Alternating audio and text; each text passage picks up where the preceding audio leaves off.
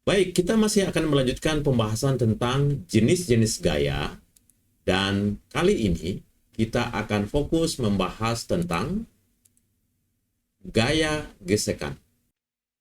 Berikutnya kita akan belajar tentang gaya gesekan, biasanya pakai simbol F kecil ya. Nah, apa itu gaya gesekan? Gaya gesekan itu gaya interaksi antara dua permukaan yang saling bergesekan. Kalau tadi gaya normal itu gaya interaksi antar dua permukaan yang saling menekan atau saling bersentuhan, ini saling bergesekan, agak sedikit berbeda ya.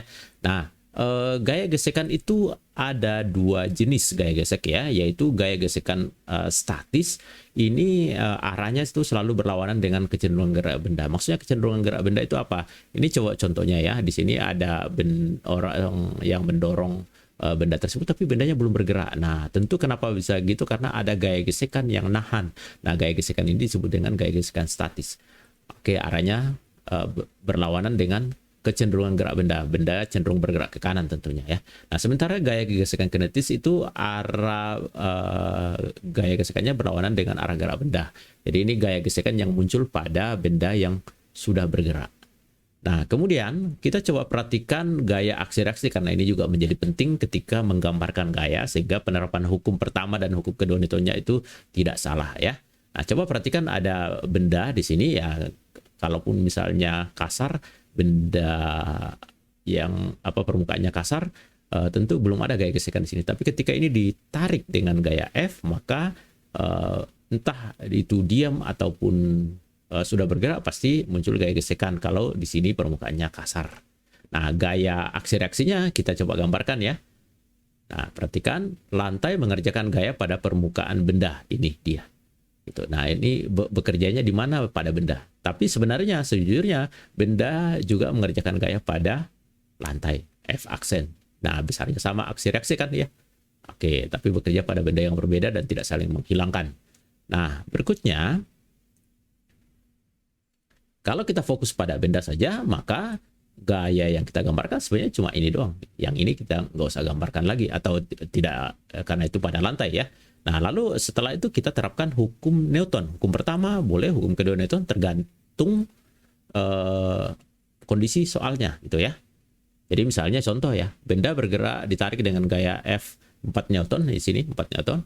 Lalu hitunglah gaya gesekan kalau benda diam, lalu kalau benda bergerak dipercepat dengan percepatan 2 meter per sekon kuadrat. Gampang ya, pokoknya gambarnya kan udah seperti ini. Lalu kalau bagian A, karena benda itu dalam keadaan diam ya, sigma F sama dengan 0 tentunya. Berarti F dikurangi F kecil sama dengan 0, maka kita dapatkan besarnya gaya tersebut sama dengan gaya tarik orang tersebut, 4 Newton. Nah, untuk bagian B, karena ini mengalami percepatan, ya gambar gayanya tetap sama, cuma kita terapkan hukum kedua, sigma F sama dengan M kali A, dan F dikurangi F kecil sama dengan M kali A. Kalau kita masukkan angkanya, kita dapatkan nilai gaya gesekannya 3 Newton. Mari kita lihat contoh soal berikut ini. Ada benda B dan ditumpuk dengan benda A, masing-masing 2 dan 4 kg. Lalu benda A katanya ditarik dengan gaya 10 Newton. Lalu semua permukaan kasar, dan kita disuruh menentukan besar dan arah gaya gesek kalau kondisinya yang ada dua ya. Yang pertama, benda atau sistem dipercepat dengan nilai 1 meter per sekon kuadrat, di mana catatannya B tetap diam di atas A gitu. Lalu yang kondisi kedua, sistem benda tidak bergerak sama sekali meskipun ditarik, tapi mereka tetap semua diam. Nah, untuk mengerjakan gaya soal ini gampang sekali. Yang penting kalian tidak salah menggambarkan gaya-gayanya gitu ya. Nah, kita mulai. Mari kita mulai. Ketika gaya F atau benda A ini ditarik dengan gaya F, dan maka akan muncul gaya gesekan antara A dan lantai dan antara A dengan B. Mari kita gambarkan. Ini gaya F1 ya. Kemudian antara B dengan A, pada A saja dulu ya. Arah gaya gesekannya kan menjauh atau berlawanan dengan arah gerak. A ini kan akan bergerak ke kiri. Nah, berikutnya pada benda B ini akan muncul gaya ke kiri sebagai pasangan aksi reaksi antara F2 di A dan F2 di B. Nah, ini pentingnya menggambarkan atau memahami gaya aksi reaksi. Nah, kalau udah paham seperti itu, berikutnya kita tinggal pisah gitu ya. Nah, pada benda B, misalnya kita mulai dari benda B ya, maka kita berlakukan hukum ke 2 Newton. Kenapa? Karena kan katanya benda dipercepat. Jadi sigma F sama dengan M kali A, maka satu-satunya gaya yang bekerja dalam arah horizontal adalah F2. Ya, sehingga kita dapatkan F2 sama dengan 2 Newton. Nah, F2 Newton ini juga akan sama dengan yang ada di sini. Sehingga pada benda A, kalau saya terapkan juga sigma F sama dengan MA kali A, maka benda kan bergerak ke kiri ya. F dikurangi F2 dikurangi F1 sama dengan M kali A. Sehingga kalau angka-angkanya kita masukkan, ini 10 Newton, yang F2-nya itu 2 Newton tadi yang ngambil dari atas, F1-nya itu yang mau dicari, 4 kali 1, 4, sehingga kita dapatkan F1 sama dengan 4 Newton. Jadi gampang ya. Untuk bagian B, cara penggambarannya kurang lebih masih sama, jadi gaya-gayanya pun masih sama, cuma analisanya yang harus kita perhatikan. Perhatikan sistem benda tidak bergerak ya. Nah, lalu kalau misalnya berdasarkan gambar pertama di bagian A tadi, arah gayanya kan ke kiri. Nah, gitu. Cuma mungkin menjadi sebuah pertanyaan. Nah, kalau misalnya ada benda, lalu ada gaya ke kiri satu-satunya gitu ya. Ada gaya lain nggak? Nggak ada kan? Nah, maka pertanyaannya adalah, apakah benda ini bergerak atau diam? Nah, kalau ada resultan gaya harusnya bergerak. Tapi ternyata kan dalam soal dikatakan dia memang mintanya kondisinya diam. Artinya gaya gesekan ini tidak ada, belum muncul. Begitu. Sehingga kita harus katakan F2-nya sama dengan 0. Gitu. Nah, dengan demikian di sini juga harus kita hilangkan. Nah, kalau ini dihilangkan berarti tinggal di benda A ini tinggal 2 gaya yang bekerja, yaitu F besar dan F1. Sehingga kalau kita terapkan hukum ke 1 Newton, sigma F sama dengan 0, kita dapatkan F dikurangi F1 sama dengan 0, sehingga saya dapatkan atau kita dapatkan nilai F1 sama dengan 10 Newton. Selanjutnya kita akan lihat tentang koefisien gaya gesek. Nah, sebelumnya kita sudah belajar tentang jenis gaya gesek ada 2, yaitu gaya gesekan statis dan gaya gesekan dinamis. Nah, nilai dari gaya gesekan itu dipengaruhi oleh koefisien gesek atau tingkat kekasaran diberi simbol mu dan gaya normal. Sehingga dirumuskan secara matematika F sama dengan mu kali N. Nah, kita lihat gaya gesekan statis. Ini gaya gesekan statis ini adalah gaya gesekan yang terjadi ketika kedua permukaan masih diam relatif satu sama lain, hanya cenderung bergerak. Nah, nilainya itu antara 0 sampai sebuah nilai maksimum. Oke.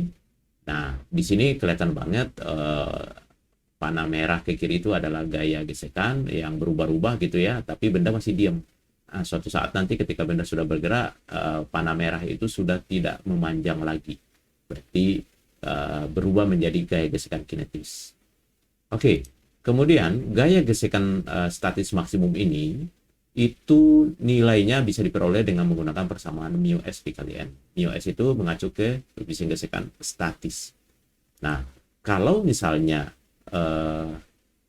ini berlaku ketika benda tepat akan bergerak ya.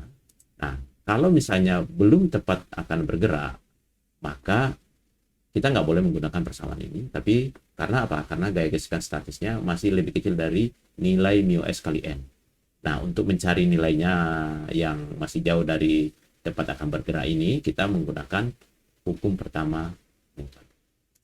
Yang berikutnya gaya gesekan kinetis. Ini terjadi kedua permukaan bergerak relatif satu sama lain. Nah, nilainya tunggal, memiliki nilai tunggal, yaitu Fk sama dengan mu k kali n. Mu k itu adalah koefisien gesekan kinetis. Berikut ini grafik perubahan gaya gesek F terhadap gaya dorong atau gaya eksternal F. Mari kita coba lihat. Ya, di sini ada animasi yang memperlihatkan seseorang mendorong kotak ini. gayanya berubah-ubah terus. Nah, ini adalah nilai gaya gesekan statis maksimum 250.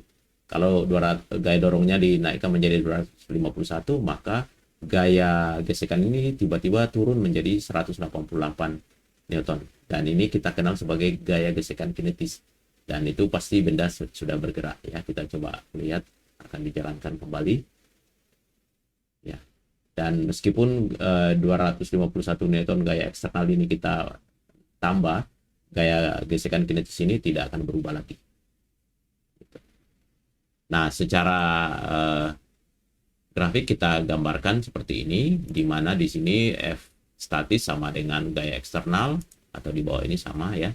Dan ini batasannya, berarti titik ini itu mencapai nilai puncak statis maksimum yang bisa kita gunakan rumus μs kali n. Dan di sini juga berarti sama ya, μs kali n nilainya sama. Selebihnya ketika gaya eksternalnya di sini itu ditambah lebih tadi 251 gitu ya, maka ini gaya gesekan kinetisnya tiba-tiba turun menjadi ya turun dari nilai maksimum. Dan walaupun gaya F-nya ini, gaya eksternalnya ini kita tambah, nilai dari gaya gesekan kinetis ini tetap di sini nih, ya tidak berubah lagi. Nah, jadi FK lebih kecil dari F maksimum. Kadang-kadang dalam soal dibuat sama ya. Kemudian demikian juga dengan μk lebih kecil dari μs, dan persamaan gaya gesekannya Fs maksimum μs dikali dengan n. Ingat, ini adalah untuk nilai maksimum saja. Kemudian untuk kinetis μk dikali dengan n. Ya, dengan dimana μs itu koefisien gesekan statis, μk koefisien gesekan kinetis, dan n itu adalah gaya normal. Baik, mari kita latihan soal melalui contoh soal berikut ini. Perhatikan video eksperimen berikut, dan berdasarkan informasi yang terlihat di dalam video, kita diminta untuk menentukan gaya gesekan statis dan gaya gesekan kinetis.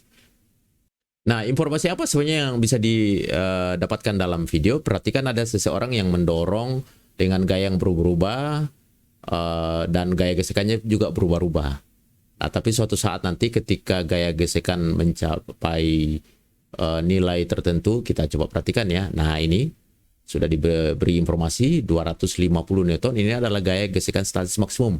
Karena ketika gaya dorong 250 ini ditambah, nah gaya tadi tiba-tiba berubah menjadi, gaya gesekan tadi tiba-tiba berubah menjadi 188, dan ini adalah gaya gesekan kinetis. Ya, kalau gaya 250 Newton gaya dorong ditambah terus, gaya gesekan statis 188 Newton tidak akan berubah lagi. Nah, jangan demikian. Maka yang diketahui adalah gaya gesekan statis maksimum 250 dan gaya gesekan kinetis 188 Newton. Nah, untuk bagian A, kita akan menggunakan persamaan Fs maksimum μs kali n. Ingat baik-baik ya, ini persamaan untuk gaya gesekan statis maksimum. Nah, kalau kita gambarkan gaya yang bekerja pada benda, kira-kira lengkap seperti ini. Dan apabila kondisi benda tepat akan bergerak, maka Fs di sini itu nilainya maksimum, dan itu tadi nilainya 250 Newton. Nah, dengan demikian kita tinggal masukkan data-data yang udah ketahui. Kita mungkin mencari n-nya terlebih dahulu ya. Nilai n gaya normal itu kita peroleh dari persamaan pada sumbu Y, sigma Fy sama dengan 0, karena benda tidak bergerak naik ataupun turun, sehingga kita bisa terapkan hukum pertama Newton. Dan kita dapatkan N dikurangi 500 sama dengan 0, dapat N sama dengan 500 Newton.